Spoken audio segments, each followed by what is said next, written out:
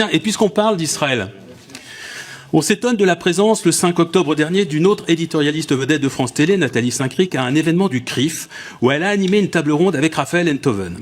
On la découvre tutoyant Enthoven, qu'elle appelle son ami. Je pense que tu n'as pas besoin d'être introduit, si j'ose dire. Tout en rappelant son soutien personnel à Israël, quelques minutes avant que ne vienne sur scène Joshua Zarka, l'ambassadeur de l'État génocidaire israélien.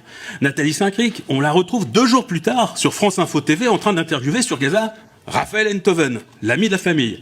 Et croyez-vous n'êtes-vous pas étonné, plus exactement, puisque c'est ce qui me frappe. Enthoven, on l'avait vu aussi sur BFM en train de répondre à Benjamin Duhamel, le fils de Nathalie, l'ami de Raphaël, tous les deux s'accordant sur le fait qu'il n'y avait ni génocide à Gaza, ni apartheid envers les Palestiniens.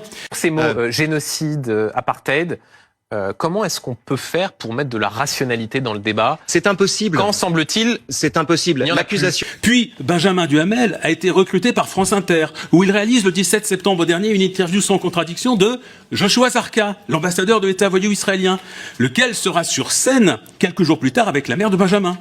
Sur cette même scène, Zarka sera présenté par l'animateur Arthur. Mesdames et messieurs, c'était monsieur Joshua Zarka, ambassadeur d'Israël en France, qui avait à son tour été l'invité de Benjamin Duhamel sur France Inter le 30 septembre. Et alors, on comprend mieux pourquoi France Télévisions et Radio France ont eu, pendant presque 2 ans, le génocide des Palestiniens à Gaza. Pourquoi elles l'ont d'abord invisibilisé, puis nié, puis finalement l'ont minimisé, refusant de rendre compte objectivement des rapports de l'ONU, des ONG, des instances de justice internationale, refusant d'accorder la même attention aux victimes palestiniennes et aux victimes israéliennes. Depuis 2 ans et jusqu'à aujourd'hui, la voix de l'État voyou d'Israël a été vigoureusement portée sur le service public de l'audiovisuel, tandis que celle des enfants palestiniens a été délibérément étouffée. C'est une faillite pour France Télévisions et Radio France.